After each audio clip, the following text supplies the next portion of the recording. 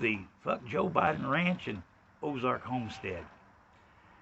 A little bit about what's going to go on here, might be my first video, is I'm going to go over a number of things that you need to know as far as maybe doing a little homesteading, maybe putting a few things back, maybe putting some things up to get ready for hard times.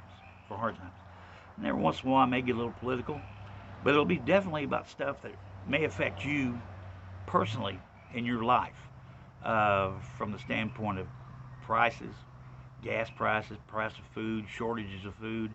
You know, I just heard just the other day somebody said something about there may be a shortage of butter. Not margarine, but plain butter.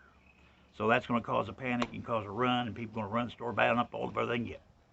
Kind of like the toilet paper thing. But it's going to be stuff like that. But also I'm going to be showing you how to do a few things. A few things you might think about, if you didn't raise a garden, or if you plan on raising a garden. I know it's a little late in the season to be talking about that, but it's something that you can plan for down the road.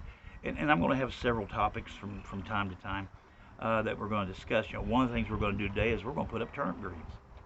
Yeah, turnip greens. Now, a lot of folks go, ooh, greens like spinach and turnips and mustard and all that. Let me tell you, when you're hungry, that may sound pretty good. It may sound pretty good to you. But, getting back to getting prepared, and I'm not going to say we're going to be prepping or anything of that nature, but just some things that you might want to do to kind of keep in mind that somewhere down the road, think of it like this, a big snowstorm's coming, and you got to get to the store, got to get that bread and milk. But what if you can't get to the store? What you got in your pantry? What's going to help you get through all that? And that's the way you have to think of it. Think of it like a big snowstorm, because that's kind of what we're in it right now, is a big snowstorm. So when you go to the store, and if you can, I'm not saying you have to, but if you can, buy an extra can of Spam. Yeah, Spam's pretty good. It's very versatile. Very versatile. Got a long shelf life too. Or buy that extra can of beans, or maybe an extra can of corn, or something that you can have in your pantry that'll be in there for quite a little while. And it's something to kind of think about, from time to time, because you really just don't want to run out of things. And whether you live in the city, whether you live in the country, whether you raise a big garden, whether you have a terrace garden or a rooftop garden or whatever, you'd be surprised what things that you can do. Now this spring I'll be showing you how to do different things as far as raising something.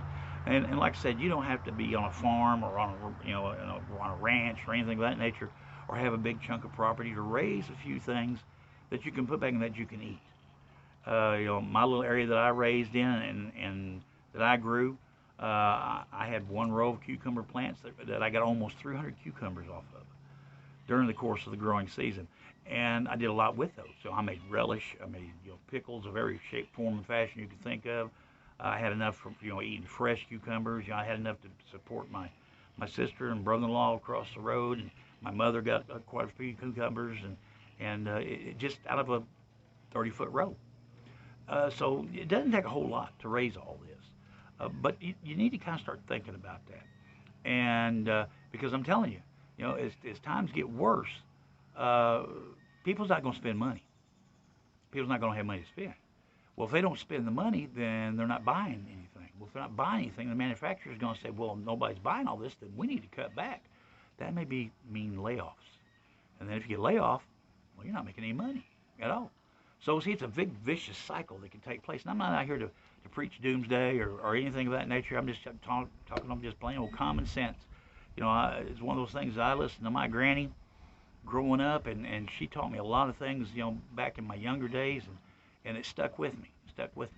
And since I got out of the business world and retired and got back kind of to my roots, a lot of stuff's coming back to me. How to do this, and how to be self-supportive of yourself, of the ones around you, family, friends, neighbors, and just keep things going. So anyway, let's get into this, talking about dealing with the turnip situation. Okay, here we are out here at the turnip patch, and it's not a great big one. It's just something I just kind of threw out here after some of the tomatoes and everything went away, and see if I could raise a few turnips. And what I'm going to do is we're going to go in here and we're going to look and see if there are any turnips that are being developed. There's one right there that's being developed. We've got another one right here. I've got one here that's not doing real big. So we're going to pull that one. And over here, there's another one. It's not really going to develop anything, but it'll make some greens. And here's a large one here. You can see. And what we're going to do, we're going to pull these, and then I'm going to take them in the house and we're going to clean them up and get them ready to be put away. Okay, as you can see, we got a pretty good pile right here. And what we're going to do is we're going to sink full of cold water, rinse them off, and then get them prepped and get them ready to be put into the bag. Now, one of the things that you want to look out for when you're doing this, and we've got a pretty good pile in here right now, is when you're doing greens, you want the actual green.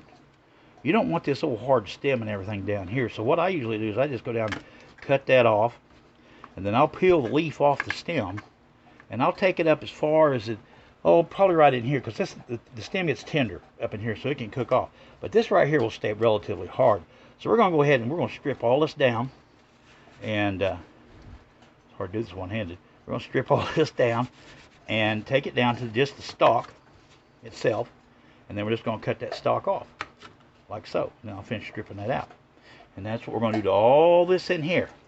It's a lot of greens. A lot of greens. So we'll be right back.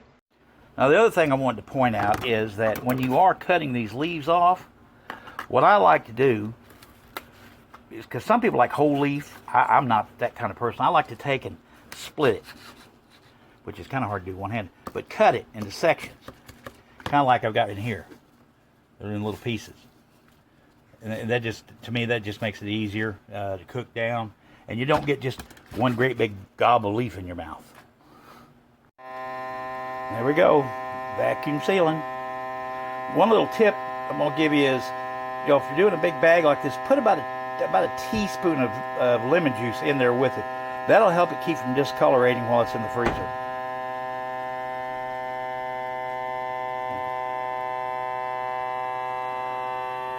There we go.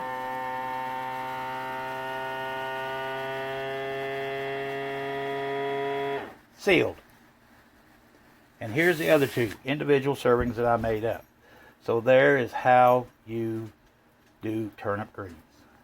Well, I hope you enjoyed this first installment of Live here at the Ozark Homestead and the Fuck Joe Biden Farm. Hope you learned something. Hope you might try some of the things I talked about. You know, turnip greens ain't a bad thing to have. I'm just telling you.